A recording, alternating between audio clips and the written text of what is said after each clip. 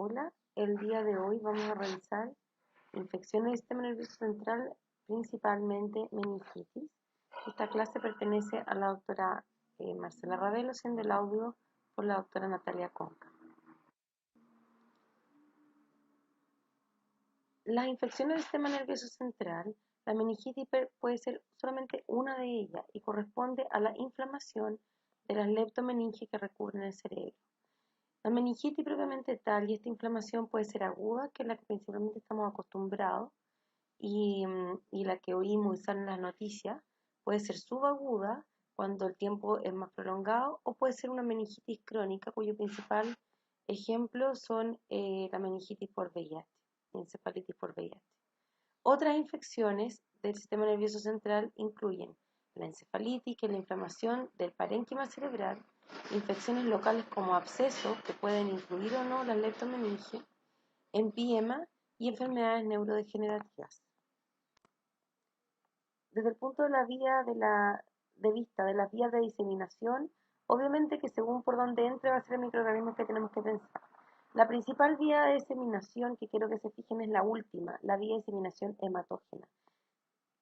Esas son las que van a causar las meningitis clásicas agudas que nosotros conocemos, principalmente por estos tres agentes: Moflo influenza, Streptococo neumonía, Neisseria meningitidis. El Mycobacterium tuberculoso también puede dar meningitis tuberculosa y también es por vía hematógena.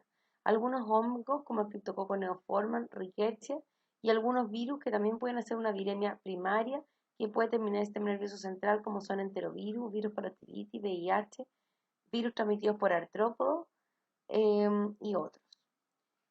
La diseminación directa es aquella que me da una infección secundaria a un hacha en la cabeza, por decirlo de alguna manera, o sea, traumatismo encefalocraniano, cirugía, o también alguna malformación, como podría ser un mielomeningocele, va a implicar principalmente agentes de piel, como serían Staphylo aureus y Staphylococcus epidermidis, incluso alguna enterobacteria.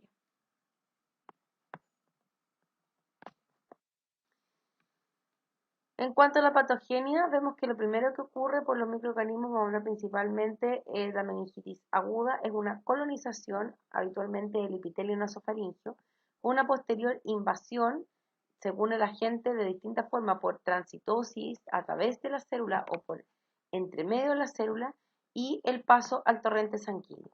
En el torrente sanguíneo, el agente logra evadir la respuesta inmune principalmente y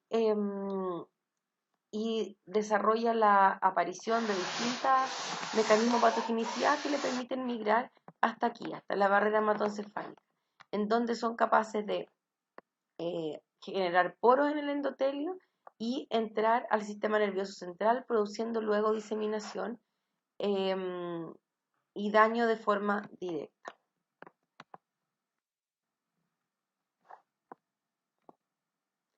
Esta que tenemos aquí es la clásica cascada fisiopatológica de la meningitis bacteriana.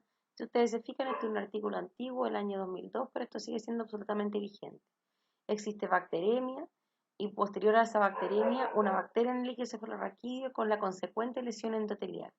Esa lesión endotelial va a hacer que haya producción de citoquinas y sustancias proinflamatorias, y además va a haber inflamación de los vasos sanguíneos produciendo una vasculitis cerebral y un aumento de la permeabilidad barrera, lo que va a hacer que entren polimorfos nucleares y que aparezca edema, que es por vasogénico, y edema citotóxico.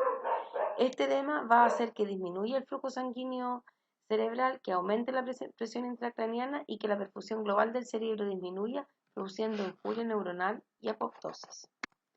En esta diapositiva lo que podemos ver, por ejemplo, en relación a la endotoxina del meningococo, cómo se activa una cascada proinflamatoria importante que va a terminar en aumentar el leaking capilar, o sea, la permeabilidad capilar, va a aparecer trombosis intravascular, disfunción cardíaca y terminalmente secundario a eso, falla multiorgánica.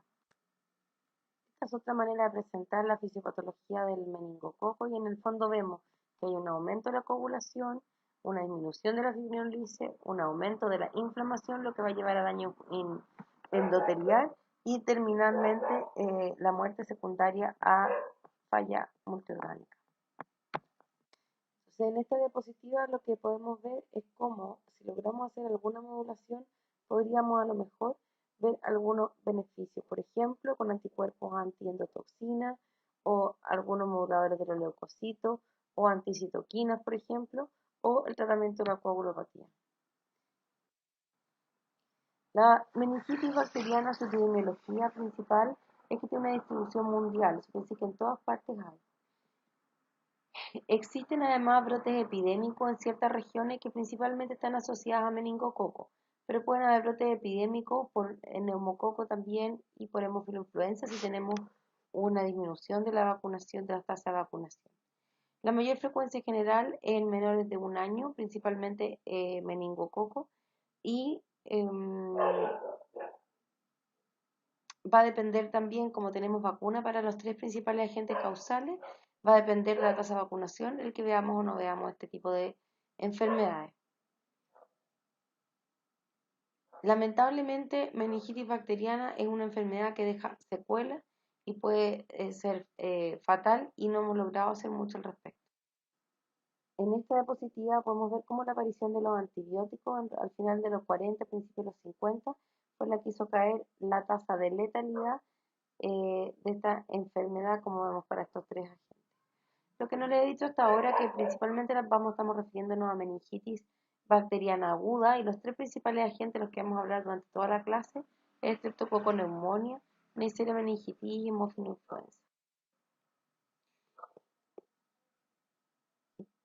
Si nosotros analizamos meningitis bacteriana como una sola entidad y no la dividimos por agente, vamos a ver que obviamente los que tienen más riesgo de tener una meningitis bacteriana son los recién nacidos. Vemos que un 25 o un 30% de los pacientes que tendrán una sepsis en periodo recién nacido van a tener una meningitis asociada, ¿ya? Por lo tanto, todo recién nacido febril en que sospecho un cuadro bacteriémico tiene que tener función lumbar. Hay algunos factores ambientales como el vivir en comunidades cerradas que puede favorecer la colonización por agentes como Neisseria meningitidis y posteriormente los brotes de meningitis. ¿Dónde vemos eso y dónde está descrito? En lugares, por ejemplo, de confinamiento de personal militar o los famosos dormitorios de donde viven los niños que van, los adolescentes, adultos que van a la universidad en Estados Unidos y viven de forma bastante hacinada. Otros factores importantes son las inmunodeficiencias, principalmente aquellas que tienen déficit de complemento, porque estas son bacterias capsuladas que requieren del complemento para poder tener una respuesta inmune adecuada, las esplenias, o los hipoesplenios, las esplenectomizados y algunas hemoglobinopatías y cáncer.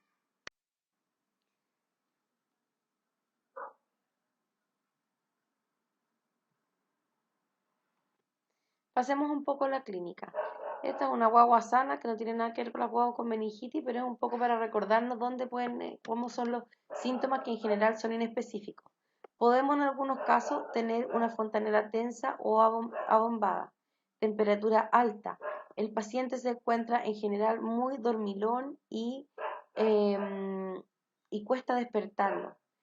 Tienen tendencia a respirar rápido o dificultad para respirar, temblores extremos, tienen algún tipo de marca, exantema o moretones en cualquier parte del cuerpo. Y recuerden que parten principalmente en los pies, en la planta de los pies. Por lo tanto, un niño que viene a ustedes por fiebre, un lactante que viene a ustedes por fiebre, siempre deben de vestirlo completo, incluidos los calcetines.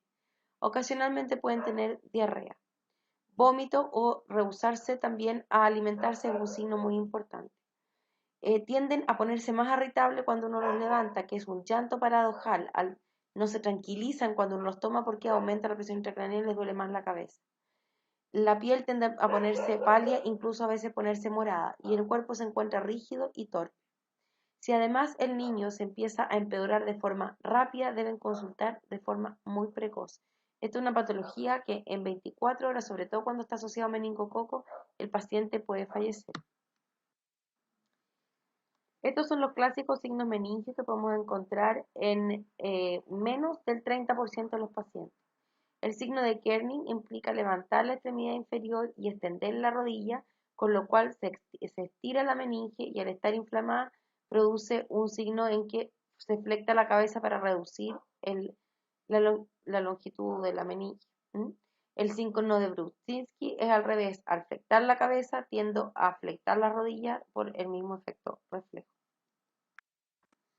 Este caso clínico se los quiero mostrar porque quiero que vean la rápida evolución. Esta es una paciente de sexo femenino, 12 años, previamente sana, que comienza con cefalea y decaimiento a las 7:30 de la mañana. A las 6 de la tarde los padres la encuentran en el suelo de su pieza, ingresando al servicio de urgencia. A las 7 de la tarde en shock séptico, requiriendo reanimación, intubación, y se le pasa una primera dosis de naltrexona. A las 21 horas presenta un paro respiratorio presentando 10 eventos más, falleciendo a la 1 de la mañana. Esta paciente fallece de un shock séptico asociado a meningitis meningocócica, dando el informe del ISP una meningitis por Neisseria meningitis del grupo B. La Neisseria meningitis del grupo B se asocia a una letalidad más baja de lo que otros grupos, alrededor de un 10 a un 15%. Lamentablemente, el año 2012 tuvimos un cambio en el serogrupo, pasando a predominar el serogrupo W, en que se describe una letalidad asociada entre un 25 y un 30%. En este momento nos encontramos aproximadamente con un 50% de los casos por serogrupo B y el otro 50% por serogrupo W.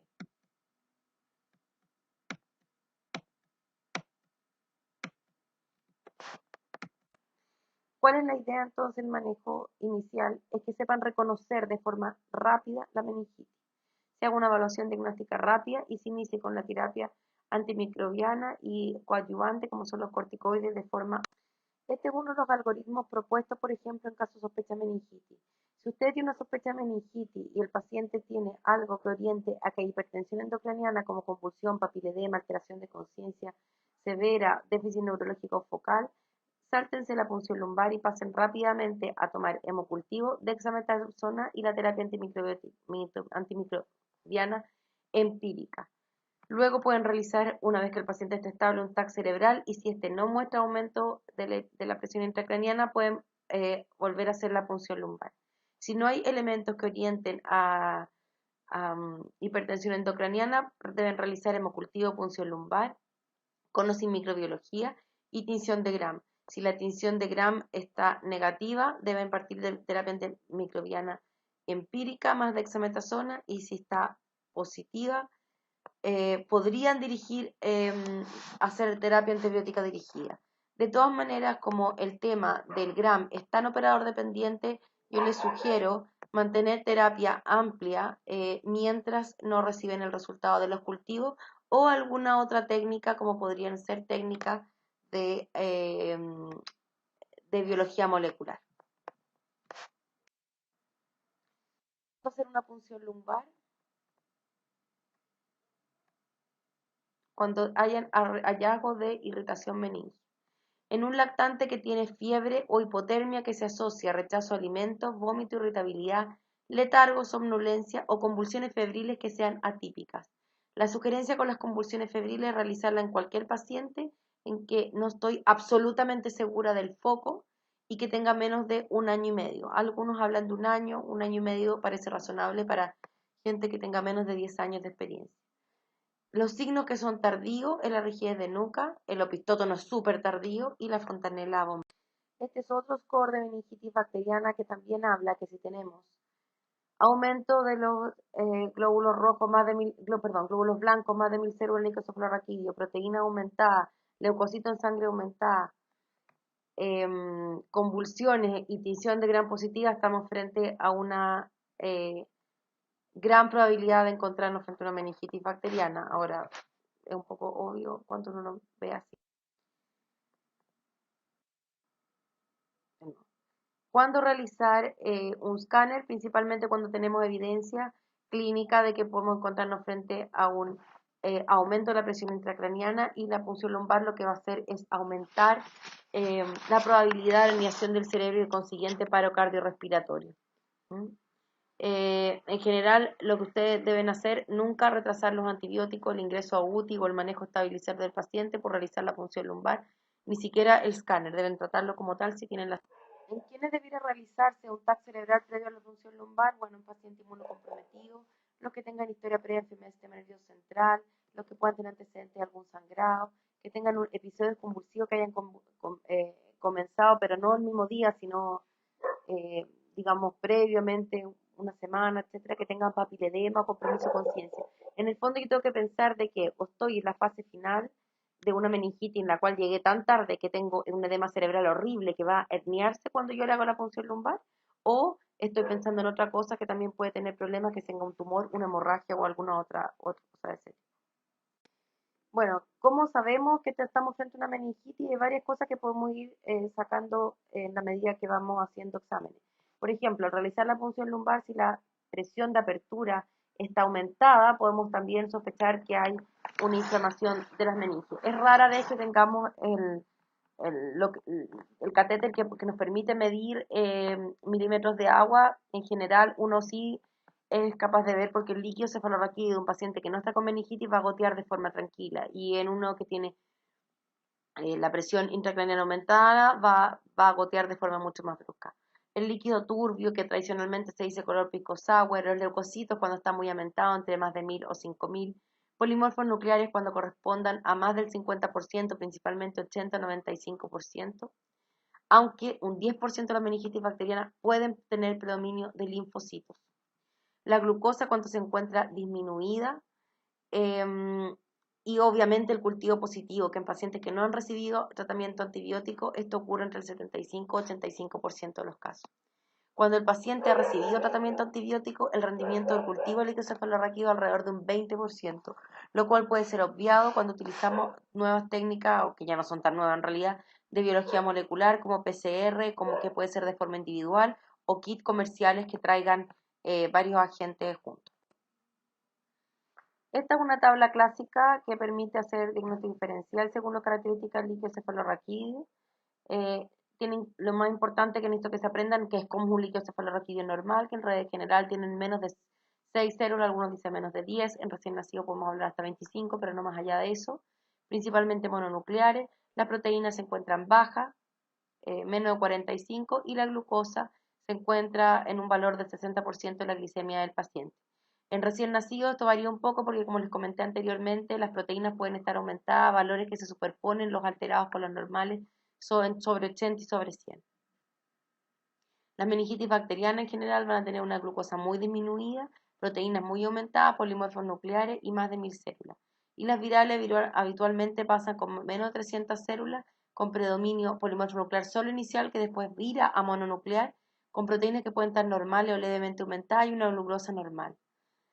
La meningitis por micobacterium tuberculoso en general también se presenta con menos de 1000 células de predominio mononuclear, con proteínas muy aumentadas y una glucosa que también está normal o disminuida. En todo paciente en el cual yo sospecho una meningitis, debo realizar una punción lumbar y debo tener una tinción de Gram. Lamentablemente, esto es operador dependiente, por lo cual se restringe en algunos hospitales a hacerlo en horario inhábil, donde el personal de urgencia no tiene la experiencia necesaria. Dependiendo del patógeno, hay algunos que tienen mejor rendimiento, y también depende de la concentración de bacterias que encontremos en líquido cefalorraquídeo. Aquí vemos distintas tensiones de Gram, y vemos principalmente que esta es la primera, de color morado oscuro. Vemos los clásicos coco gram negativos en grano de café, que es la tinción clásica de la necesidad. La reacción de polimerasa en cadena, como les hablé, o los test basados en ácido nucleico. Como hablamos, los test basados en ácido nucleico, lo que nosotros conocíamos antes como reacción de polimerasa en cadena, siendo que ahora hay otros test, son test que tienen muy buena sensibilidad y muy buena especificidad. Pueden ser útiles principalmente en el diagnóstico y ayudan obviamente donde la microbiología clásica no ayuda. Son técnicas rápidas. Ahora encontramos kits múltiples que permiten diagnosticar rápidamente un grupo importante de bacterias, principalmente productoras en recién nacidos, en adultos y en niños de meningitis, un grupo importante de virus, incluso algunos hongos. El problema es que no reemplaza a la microbiología clásica, porque no tenemos susceptibilidad antimicrobiana en estos test, y solamente podemos en algunos casos ver si hay genes de resistencia, pero no la presentación de estos agentes propiamente tal. El lactato se ha ocupado para diferenciar entre meningitis bacteriana y viral, pero en general no se recomienda como parte del estudio la meningitis adquirida en la comunidad. La proteína C reactiva también puede ser útil, en general tiene un buen valor predictivo negativo en el diagnóstico de meningitis bacterianas, debido a que generalmente se encuentra muy elevado. ¿Cuándo repetir punción lumbar? Esto es una cosa que en realidad nosotros repetíamos muy frecuentemente hace 10 años atrás y cada vez se ha ido repitiendo menos. Pero en general, en neonatos con meningitis por bacilo gram negativo, nunca dar de alta sin una PL de control. En pacientes que tienen estreptococo neumonía resistente también se recomienda, a veces dependiendo un poco la evolución, realizar una segunda PL de control. Y si tenemos falta de respuesta, el paciente sigue en shock a las 48 horas, también debiera controlarse una buena respuesta clínica, o sea, una buena respuesta en la punción lumbar. La procalcitonina también es un elemento que no contamos con él todavía en el hospital, pero pudiera ser que dentro del próximo año se empezara a contar y tiene buena sensibilidad e especificidad. Por lo tanto, también es una buena opción en cuanto al laboratorio.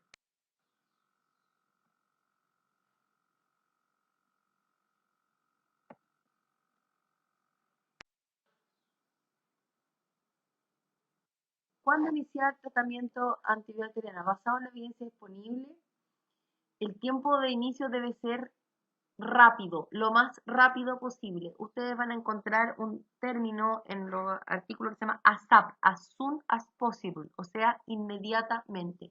Es una de las pocas emergencias antibióticas y infectológicas.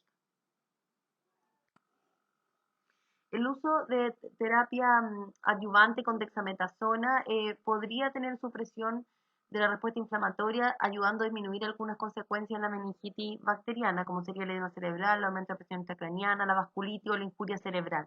Debe ser usado antes o durante el paso del antibiótico, no después. En neonato hay un metaanálisis vigente en este minuto que la verdad que revisaron y hay datos insuficientes para recomendar el uso de corticoides en meningitis, por lo tanto la verdad que rara vez se usa.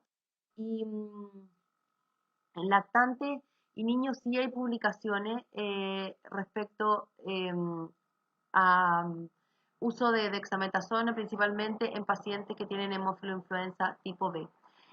Dado que en realidad debe usarse de forma precoz, la verdad que uno debiera sí considerarlo frente a una meningitis de causa desconocida, aunque puede ser controversial en meningitis por neumococo.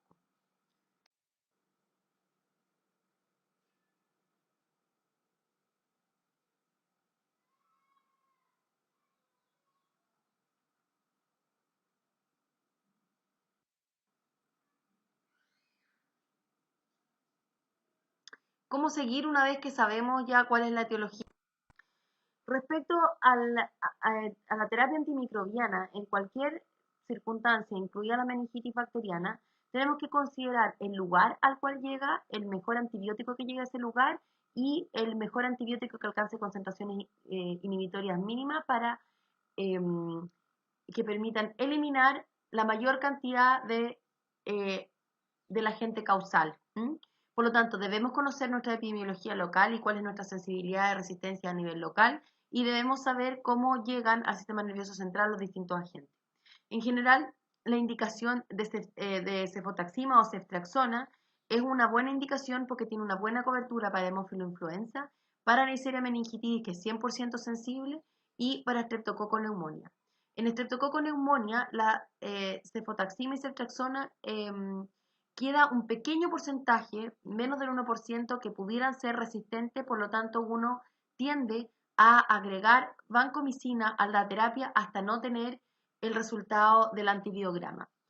Ceftriaxona tiene muy buenas concentraciones a nivel del sistema nervioso central, igual que cefotaxima, pero ceftriaxona tiene un transportador propio que la ingresa al sistema nervioso central alcanzando vías medias mucho más largas que en plasma. Para Neisseria meningitidis, si bien está descrito el uso de ampicilina o penicilina G, nosotros tenemos un 50% de cepas locales que son intermedios o resistentes a penicilina. Por lo tanto, la indicación en Chile es usar cefotaxima o ceftriaxona.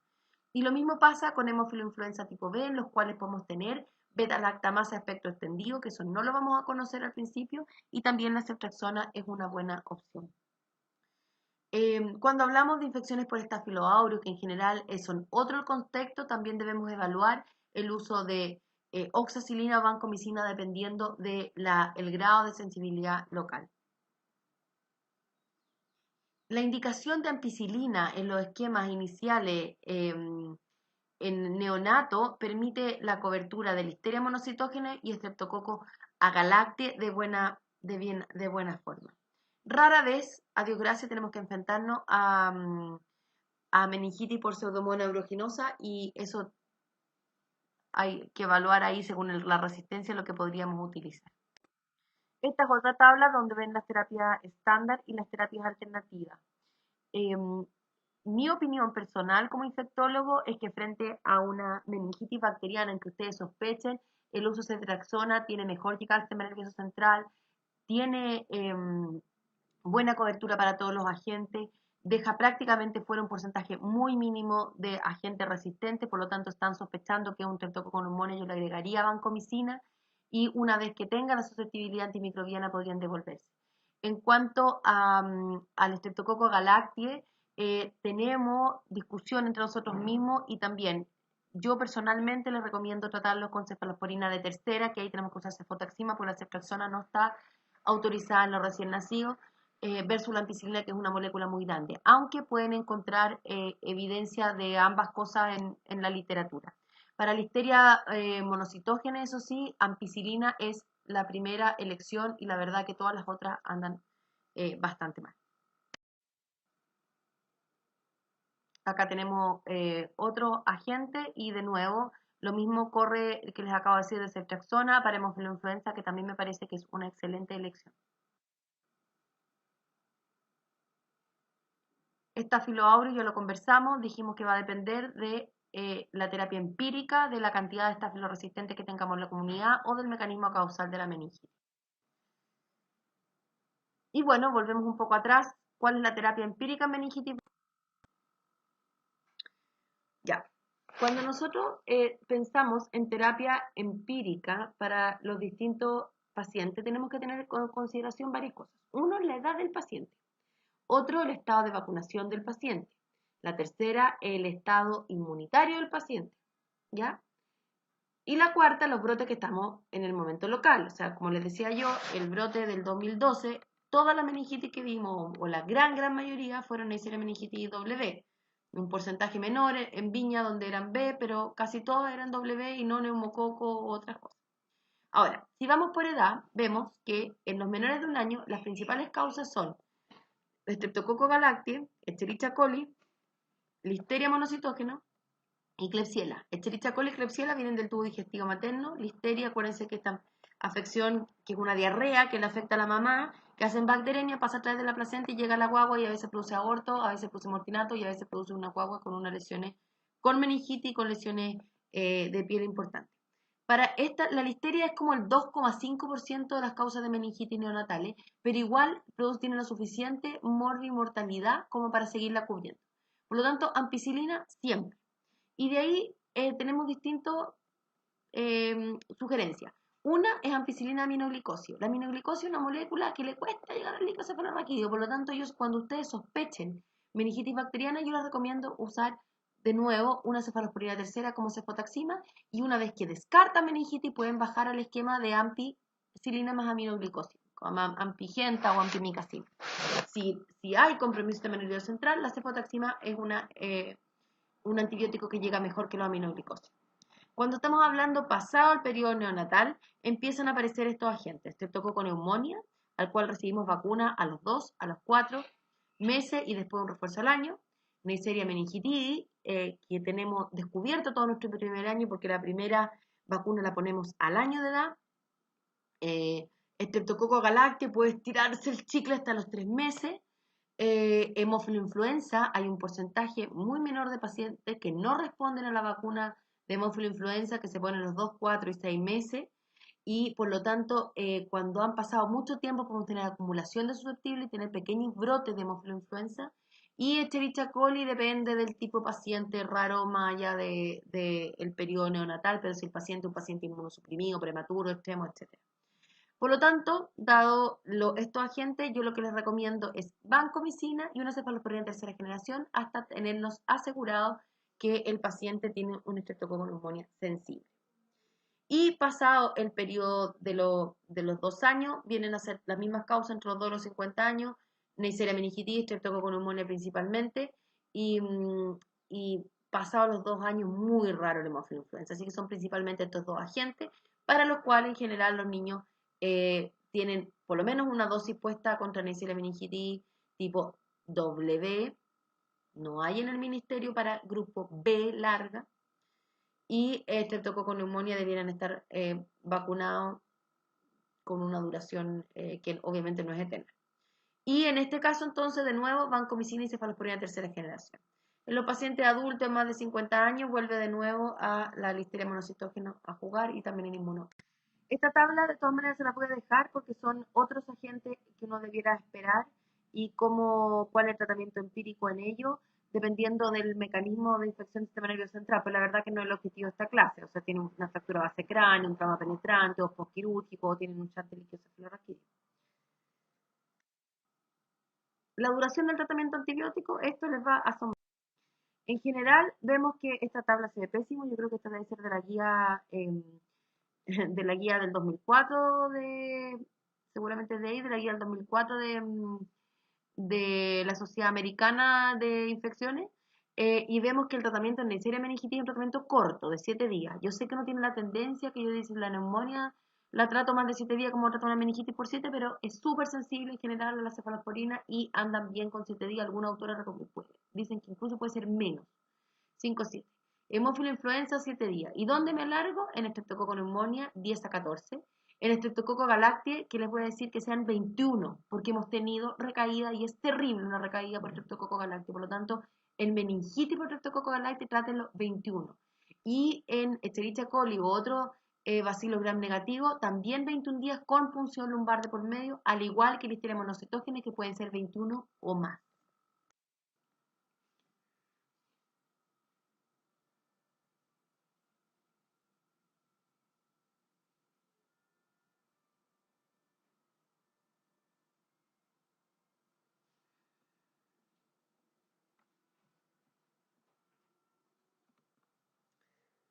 Esto es un poco lo mismo que estábamos conversando, el uso de cefalosporina, que es una excelente opción para el sistema nervioso central, para la meningitis neumocócica y para el hemófilo influenza. Y vancomicina, obviamente que no es para el tratamiento que sean susceptibles a otros agentes como la cefalosporina, pero sí en pacientes que tienen cepas de alta resistencia a penicilina, pudiera ser combinada con cefalosporina de tercera generación. Ya estamos hablando de nuevo, neumococos. Esto la verdad que no es parte de lo que necesitamos en una clase de quinto, pero ocasionalmente en pacientes que tienen infecciones de válvulas derivativas o otras cosas, ¿no? Que tienen algún tipo de plástico en la cabeza, a veces es necesario usar cosas intratecales, ¿ya? Sobre todo si el paciente no respondió las primeras 48 horas. El cociente inhibitorio se refiere a cuántas veces tengo que estar sobre la zinc para erradicar la bacteria. Pues la verdad que ese no es el objetivo de una clase de quinto. Complicaciones, entonces. ¿Qué complicaciones se asocian a meningitis bacteriana? Principalmente, y la más estudiada, hipoacusia entre 5 y 35%, sordera, eventualmente parálisis cerebral, dependiendo de la edad que fue, convulsiones asociadas a parálisis cerebral, pero también podemos tener defectos transitorios o defectos que sean menos medidos, como déficit atencional, pacientes que van a tener, por ejemplo, algún problema cognitivo leve en el futuro. Así que la verdad que depende de lo que uno vaya a buscar, es lo que va a encontrar la tasa de alteraciones. En cuanto a la prevención, yo creo que hemos estado hablando durante toda la clase de esto. Tenemos principalmente vacunación. Nosotros, nuestro programa de vacunación, que tiene, a Dios gracias, bastante buena recepción en la gente, no tenemos este grupo antivacunas espantoso que tienen los norteamericanos. La verdad que estamos razonablemente cubiertos. Les voy a decir qué es lo que cubrimos y qué es lo que no cubrimos. Cubrimos hemófilo influenza B en vacunación a los 2, 4, 6, 18 meses, 4 dosis. Y cubrimos neumococo con 3 dosis a los 2, 4 y 12 meses. Por lo tanto, nuestros niños desde los 2 meses tienen algún grado de protección contra estos dos agentes. Neisseria meningitidis, cuando fue el año 2012, existía una vacuna que era tetravalente para cepa A, C, W e Y, no para la cepa B. Como ocurrió este brote en que Neisseria meningitidis W fue la que primó con más del 85% de los casos de Neisseria meningitidis, se optó por esta vacunación tetravalente. Pero esa vacuna en ese entonces estaba aprobada para niños mayores de 9 meses.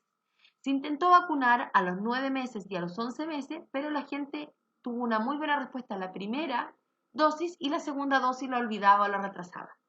Debido a esto, el Ministerio de Salud tomó la decisión de ponerla junto con las vacunas del año, la vacuna tetravalente contra meningococo. ¿Qué problema tenemos ahora? Dos cosas, que nuestros principales niños que se enferman de meningitis por Neisseria meningitidis tienen menos de un año, tienen una tasa bastante más alta que una tasa media de Neisseria meningitidis. Y la segunda cosa es que la mitad de los casos son por meningo del grupo B, ¿ya? ¿Existe vacuna para meningo B? Sí, existen dos. En Chile está licenciada una que se llama Bexsero y que se puede poner 2 dosis desde los 2 meses de edad. Y la vacuna que nosotros ponemos al año se reestudió y se licenció también desde los 2 meses, pudiendo poner 2 dosis y un refuerzo al año. ¿Sí? Por lo tanto, estamos un poco al debe respecto a la vacunación de Neisseria meningitidis y muy bien respecto a hemófilo influenza B y neumococo. Debe hacerse aislamiento respiratorio por 24 a 48 horas de iniciado el tratamiento antibiótico, ¿ya? Para que no caigan en colapso cuando trasladen desde la UTI un paciente a sala común. 48 horas por lo menos iniciar el tratamiento antibiótico. Y la Seremi, como esto es una cosa de notificación inmediata obligatoria, la Seremi se va a encargar de hacer quimioprofilaxis de meningococo y de hemófilo influenza en los contactos cercanos, para cual tiene un plazo alrededor de 10 días. Cuando los brotes son en lugares cerrados, también lo que se puede hacer es iniciar rápidamente vacunación, dependiendo de la gente que sea, a los que estuvieron expuestos. Bueno, un poco lo que hablábamos antes, que esto hay que coordinarse con el CEREMI y la región metropolitana o del lugar en el que estén, y existen varias alternativas, principalmente ciprofloxacino es lo que se utiliza de forma ambulatoria, y ceftriaxona en embarazada, que es inyectable, porque la rifampicina se dejó para el programa de tuberculosis, pero también pudiera ser una alternativa. Cuando estos pacientes llegan a la urgencia, anda el personal completo pidiendo ciprofloxacino para todo, así que esto, la verdad que si ustedes se llegaran a olvidar, siempre va a llegar alguien a recordarlo, pero también la Seremi es la que le da la profilaxis a los contactos. Respecto a las infecciones locales, vamos a hablar un par de palabras de absceso cerebral, el absceso epidural y el empiema subdural. El absceso cerebral, la etiología es un poco distinta. Principalmente tenemos que tomar en cuenta que son etiologías mixtas. Cuando hablamos de absceso cerebral no es un agente, aunque aislemos un agente, estamos hablando por fisiopatología que son mixtos y principalmente pueden tener que ver, pueden ser en relación a cavidades paranasales o en relación a pacientes que hacen bacteremia y que tienen algún shunt cardíaco.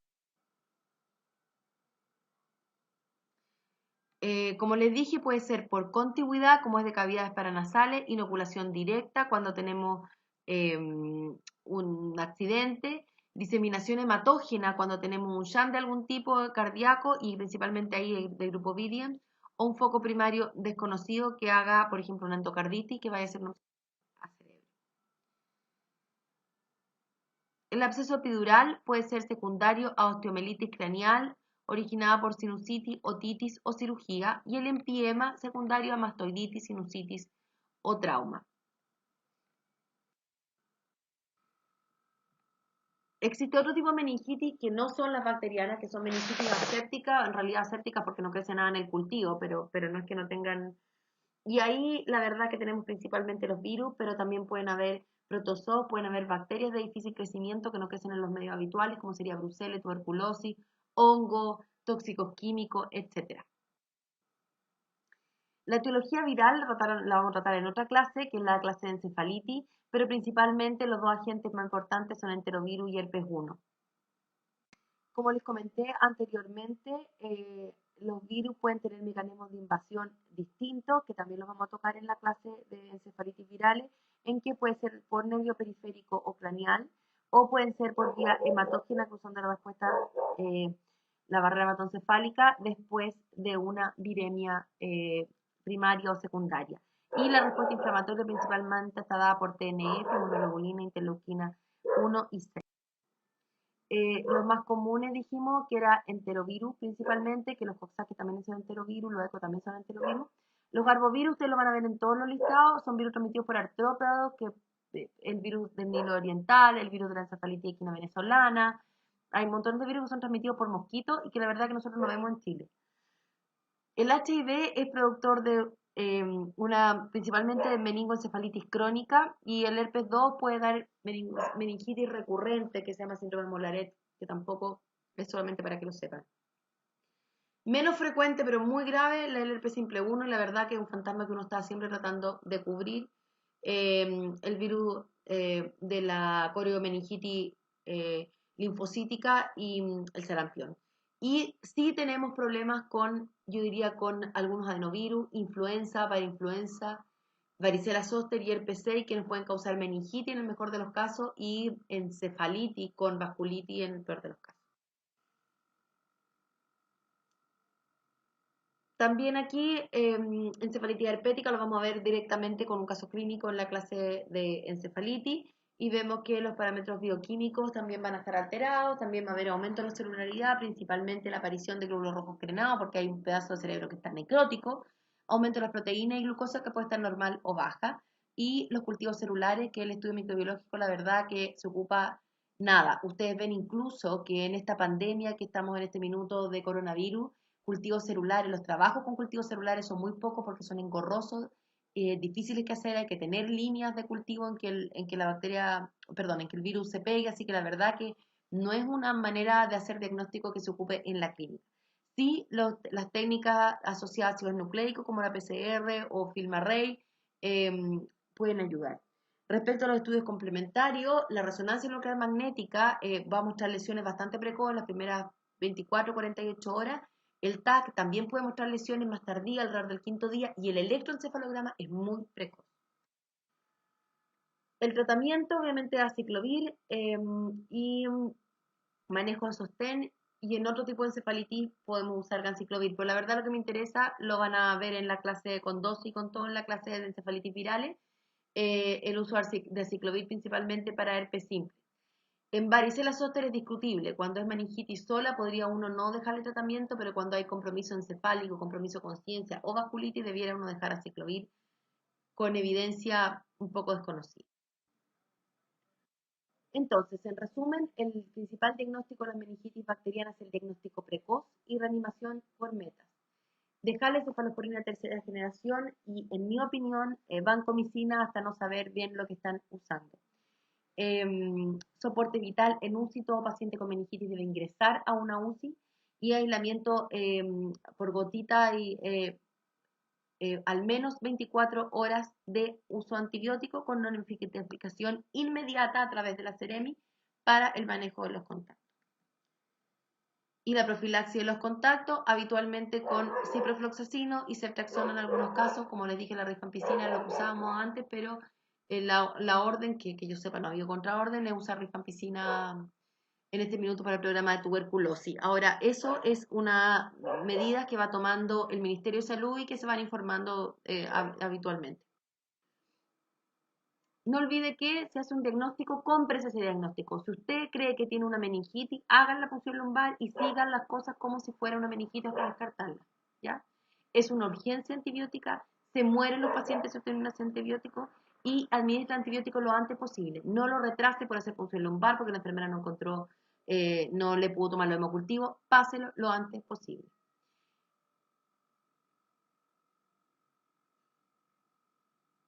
Idealmente, como dijimos, tome el hemocultivo y punción lumbar, pero como ya tenemos biología molecular, a veces podemos llegar al diagnóstico aunque le hayan pasado la dosis de antibiótico previo.